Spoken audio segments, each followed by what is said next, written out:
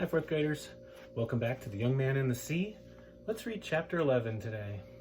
Trap Wars. One day I'm leaving Murphy's, loaded up with bait and a couple of traps that need new heads. Heads are the little nets the lobsters crawl through to get into the trap. Anyhow, I'm feeling really good about things and minding my own business, and that's when I notice Finn Chaser tied up to the town wharf. Beautiful boat. Finest kind of tuna boat. 40-foot hull with a high tower on top for spotting fish and a bow pulpit near as long as the boat. The idea is the long pulpit puts the harpooner right over the fish so he can strike down at them before they feel the boat. I've never been out on the Finn Chaser, but I know all about it because my dad used to be the best harpooner on the crew. Come August, he'd lay up on the Mary Rose and mate on Finn Chaser for a month or so. Fished the boat from Provincetown to Bar Harbor, chasing the big tuna. Sometimes he made more money in that 1 month than all year lobstering. One summer, my dad harpooned 18 tuna, twice as many as the next best man in Spinney Cove. That's the year he got his new Ford pickup, and Mom got a new kitchen. He and the Finn Chaser owner were really tight until Mom got sick and Dad quit working. Then the Finn Chaser guy said something to my dad about him drinking too much, or maybe they argued about money, I'm not really sure. And my dad said something back, and they ain't spoke since. The problem is, the guy who owns the Finn Chaser, and used to be my dad's best friend, he's also Tyler Croft's father. And there's Tyler on his father's boat loading the long harpoons aboard and acting wicked cool while his dad, Jack Croft, dumps buckets of ice in the ice hole, getting the boat ready. Last thing in the world I want is Tyler to notice me, but he does.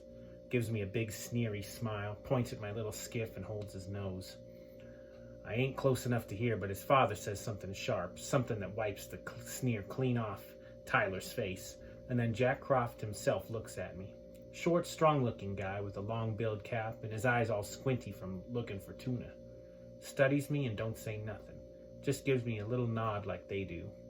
Then he's talking to Tyler and pointing at me like he's saying something about me, and Tyler, he sneaks me a look that says, "Just you wait, lobster boy, just you wait."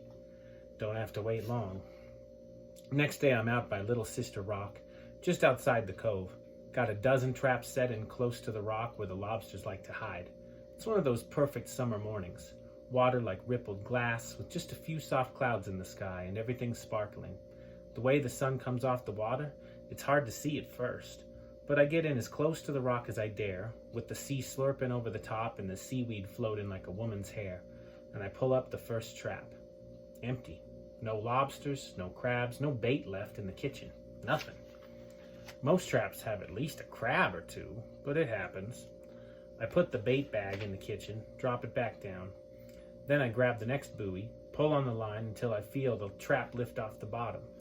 Wrapping line around a cleat as I go so I don't lose it. Get the next trap up to the side, grab the end, haul it over the other side. Empty, same thing as the first. No lobster, no crab. And this time I see where the bait bag has been cut loose by something sharp enough to cut the head net. Could be a lobster claw, but where's the lobster? Did they get smart all of a sudden and figure a way to back out of the trap? Don't seem likely. I got a sick feeling in my stomach that it's something else. Pull the third trap, empty, same as the other two. Pull the fourth, the fifth, pull the sixth, empty, empty, empty. Take a break, my arm's aching. Sun drilling a hole in my head. Then haul another 6 traps, inch by inch, foot by foot, all empty. Bait bags cut. Hits me like a bad clam for breakfast. Somebody's stealing my lobster. Worse, they're cutting out the bait bags so the traps won't attract any more lobsters to replace the ones they stole. Whoever did this wants me to know. Only one name comes to mind would do a thing like that. Tyler Croft. Must have snuck out here and emptied out my traps, letting me know he's better than me. Of course he knows I can't prove he done it. Could have been anybody, but it wasn't. I know that like I know the smell of a rotting fish. That makes my whole face hot, but it gets worse. On the way back in, I stopped to check on another spot on the inside bend of the channel where the bottom is rocky. There's not a buoy of mine in sight. 10 more traps clean gone, either stolen or the buoy's cut, which amounts to the same thing. Now it feels like my head is going to explode. The only thing I can think of is open up the throttle and head on over to the town wharf looking for Finn Chaser. but the big boat ain't there. Must be out chasing tuna. I'm so miserable mad it hurts, but there ain't nobody to hit or cuss, so all I can do is go home and mope around, thinking of things I'd like to do to Tyler Croft. Tie his stupid mountain bike around his neck and throw it in the harbor, and that's just for starters. Later on, I'm banging cupboards and stuff, feeling sorry for myself, when my dad wakes up on the couch. "What's wrong, Skiffy?" "Nothing. Must be something." "What do you care? Go on back to sleep, watch your TV shows, drink your beer." I say that and a whole lot more, mean as a snake to my own father. Worst thing is, he doesn't say nothing back. No way can I sleep, not with Tyler out there stealing lobster and cutting buoys. I gotta do something, but I don't know what. Find a way to stop him before he puts me out of business. Just hating miserable little twerp ain't enough. I've been racking brains and nothing comes to mind. Call him names? He don't care. Throw rocks at his head? He'd throw 'em back and plenty would pitch in to help. Call his father? I know Tyler. He'd just lie to his dad and keep on with what he's doing. Report him to the Fish and Game? I ain't got proof. Tell my dad? Don't make me laugh. If he wouldn't get off the couch when the boat sank, he ain't gonna move his butt over a few traps. What it comes down to is this. It's up to me. That's why, when midnight comes, I sneak out of the house, get in my skiff, untie the lines, and drift down the creek, quiet as the night. Watch out, rich boy. Lobster Boy is coming to get you.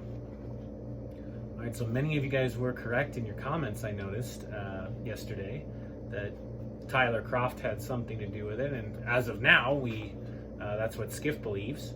So what would be your prediction for what happens next? What is he going to do to get his revenge? Leave your comments below. I'm looking forward to hearing what you guys have to say. Take care, and I'll see you next time.